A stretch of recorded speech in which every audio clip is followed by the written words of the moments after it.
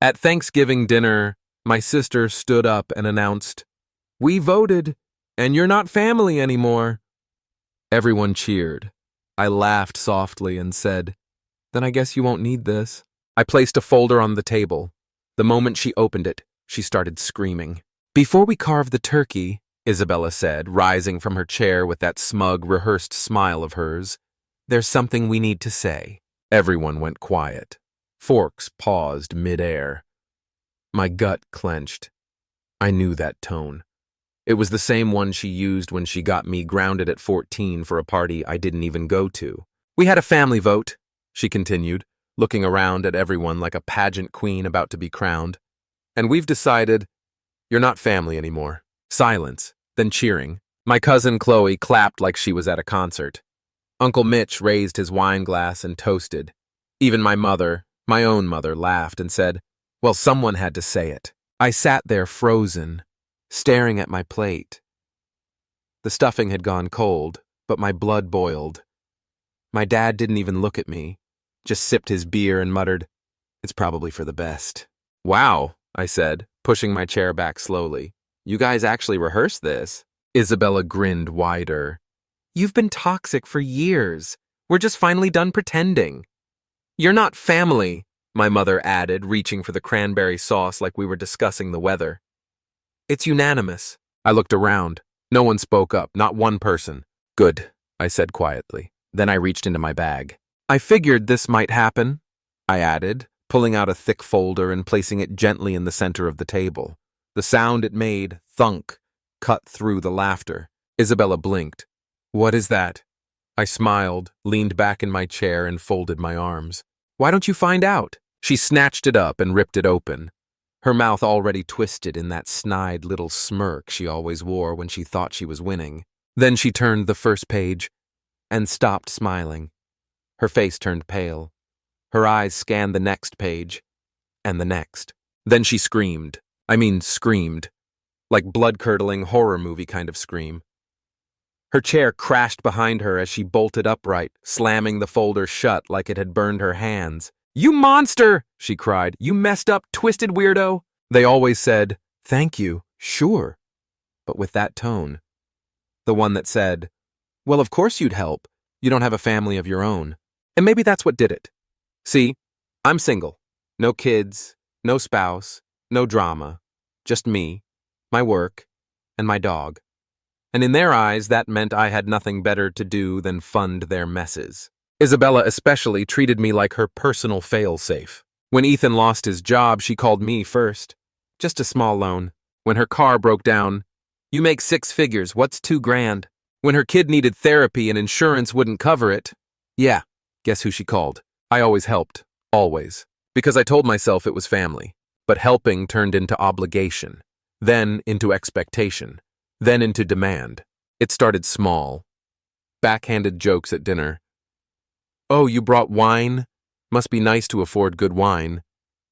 "Of course you're early. You have no kids to worry about." "I wish I could work late every night and avoid my husband too." Then it got uglier.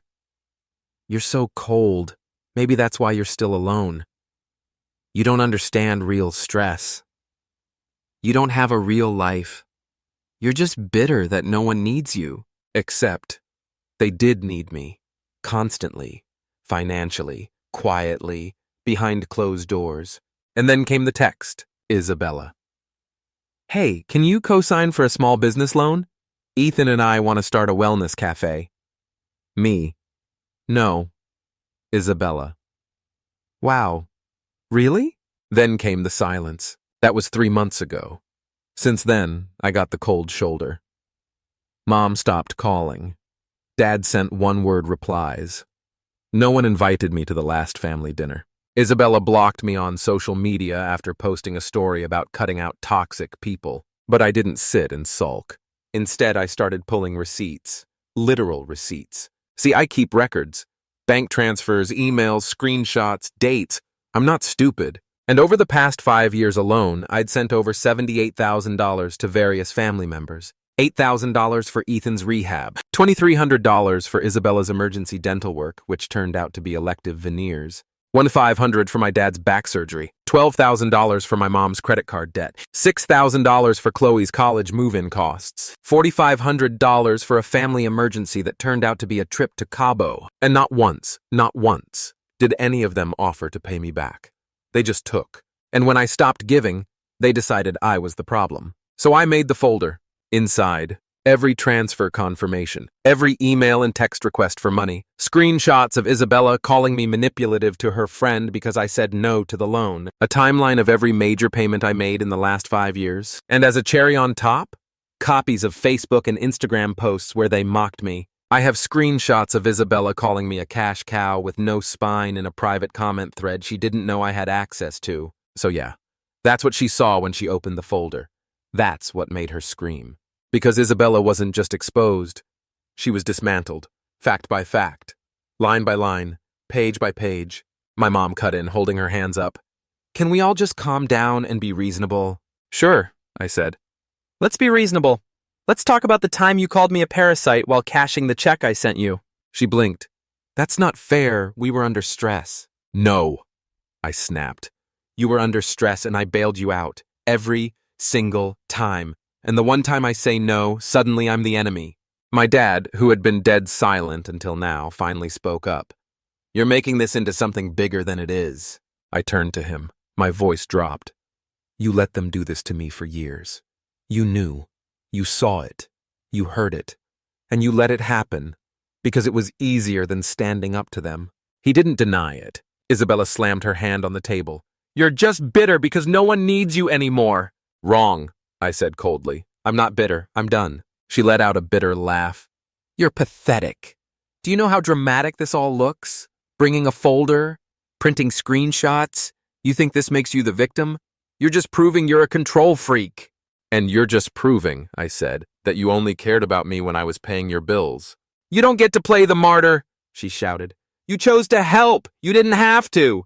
And yet somehow, I said, stepping forward, you expected it every single time, until it wasn't help anymore. It was duty, and when I stopped, you voted me out. My voice cracked, not from sadness, but from rage. You didn't want a brother. You wanted a wallet with legs. Ethan stood up now, holding the folder. Is this true? He asked, looking at Isabella. All of this? Isabella looked at him, and for the first time she didn't have a comeback. No fake tears, no deflection. Just silence. You lied to me, he said. About the hotel, about the money, about him. You made it sound like he was crazy. I had to, she exploded. He was turning everyone against me. I wasn't, I said. You did that all by yourself. The room went quiet again. Then my mom leaned forward and tried one more time. Her voice softened. Listen, honey, we may have overreacted, but this is still family and families fight. Let's just put this behind us. I cut her off. You're not hearing me. She blinked. What? I'm not asking for peace. I'm not asking for forgiveness. I'm telling you, I'm done. Isabella sneered. Oh, stop pretending like this is some big moment. You've said that before. I looked her dead in the eyes. Not like this. I reached into my coat pocket and pulled out another envelope. What now? My dad asked, clearly exhausted. I tossed it onto the table. Ethan caught it before it slid off. He opened it, read the first line. His eyes widened. What is this? He whispered. I answered for him. Power of attorney forms for mom, revoked. Medical proxy, revoked. Emergency contact, removed. I've already signed the papers. I am legally and emotionally no longer responsible for any of you. My mother gasped. You're cutting ties? Completely? Completely, I said, starting now. You're being selfish, she said, tears now forming. We made mistakes, but we're still your family. I turned to her and my voice dropped again. Calm. Final. No, you're not. I grabbed my coat, looked at them one last time, and walked out the door, leaving them in the middle of Thanksgiving dinner, stunned and speechless, surrounded by cold food and ugly truths. I walked out, and I didn't look back. Not because it didn't hurt. It did. But as I closed the door behind me, stepped off their porch and into the cold night air, I felt something inside me shift. For the first time in years, I could breathe. Then came the text from Isabella. You don't even realize what you've done. Ethan's filing for divorce. Are you happy? Something is really wrong with you. Then from my dad, you went too far. We all said things we regret, but what you did was nuclear. Your mother is a wreck. Come fix this. I didn't reply to any of them. And honestly, I thought I'd feel guilty. I thought I'd toss and turn at night wondering if I went too far. But instead, I slept better than I had in years. There was no more second-guessing every text. No more waiting for the other shoe to drop. No more late-night Venmo requests. Guilt trips disguised as emergencies. For the first time in a decade, I could hear myself think. I started waking up early, going for runs, brewing coffee, slowly. I made appointments I had put off for years. Dentist, doctor, even a therapist. Not because I was broken, but because I was finally allowed to take care of myself. I rewrote my emergency contacts, removed my parents, changed my passwords, froze every joint account they had access to, blocked Isabella on every platform. It wasn't about revenge anymore. It was about closure. A week after Thanksgiving, I got a text from Chloe, my cousin who clapped when they voted me out. I didn't know you paid for my tuition. I'm sorry. I followed the crowd. You were always the one who actually helped. I didn't answer, but I read it twice. Then another surprise, a message from Ethan. I filed the papers. Everything in that folder checked out. She cheated, lied, manipulated, not just you, me too. He added, "You did the right thing. I should have left sooner." I wasn't expecting that. But it landed. A few days later, I did something I hadn't done in years. I applied for a job in another city, not because I was running, but because I was finally free. No more "you should stay close to home." No more "who'll take care of them if you leave." I started reconnecting with friends I hadn't seen in years. People I'd pulled away from because I was always too busy with family stuff. And the wildest part? Some of them had seen my post on Reddit. They reached out just to say, "We're proud of you." That was brave. No one asked for money. No one guilted me. No one tried to spin it. Just support, simple, honest, clean. Someone asked me, "Don't you regret it?" I thought for a second and said, "I only regret not doing it sooner." I thought that was the end. And in a way, it was. But with people like them, nothing ever ends cleanly, especially when they start to feel the consequences of your absence. In January, I got a call from a number I didn't recognize. "Is this Walter?" a man's voice asked. "Yes. Who's calling?" "My name is Mark," he said. "I'm calling on behalf of your father. He mentioned you're the primary executor of the family trust." I froze. "I revoked that role 2 months ago," I said. "It was finalized by the family attorney. My name is off everything." The man paused. "I see. Your father said he couldn't reach you directly and asked me to explore options. They're in a bit of a bind." Of course they were. Isabella and my parents had run out of options. The ATM was closed. The safety net was gone. Now they were trying to get creative. I hung up without another word. But the final straw came in February. I got an envelope in the mail. Handwritten. No return address. But I recognized my mother's handwriting instantly. Inside was a letter, 3 pages. The first page was all about regret. "We said things in anger. You've always been the strong one. We never realized how much we leaned on you." The second page turned to guilt. "Your father's health isn't good. Isabella's completely alone now. We're worried about Ellie. She's struggling." And the third page, that was the hook. "We're selling the house, but we're underwater on the mortgage. We just need a little help to get through this. Then we'll never ask again. Please, Walter, do it for your father. Do it for the family." I sat with the letter for a while, let myself feel every ounce of what they wanted me to feel. The weight of responsibility, the sting of obligation, the aching need to fix what was broken. Then I folded the letter, got up, walked to the kitchen, and tossed it in the trash. Because the truth is, they weren't asking for help. They were asking for access, again. They didn't want me back in the family. They wanted the version of me who didn't say no, the one who paid silently, sacrificed silently, suffered silently. But that version of me, he's gone. I'm not their scapegoat anymore. I'm not their golden goose. I'm not the duct tape holding a broken house together. I am done. And the most terrifying part for them? I'm doing just fine without them. I got a new job, moved to a new city, bigger place, clean slate. I started volunteering on weekends, not because anyone needed me, but because I wanted to. I built a life where no one calls me at 11 p.m. to cover a mistake they refuse to own, where I'm not punished for being independent, where kindness isn't used as leverage. I don't regret helping them, but I do regret how long it took me to stop. You want to know what real peace feels like? It's not being surrounded by family. It's being free from people who only call you family when they need something. Update months later. I didn't think this post would get attention. Honestly, I just needed to say it, to put it somewhere. But I read every comment. The people who said, "You were brave. They don't deserve you. Thank you."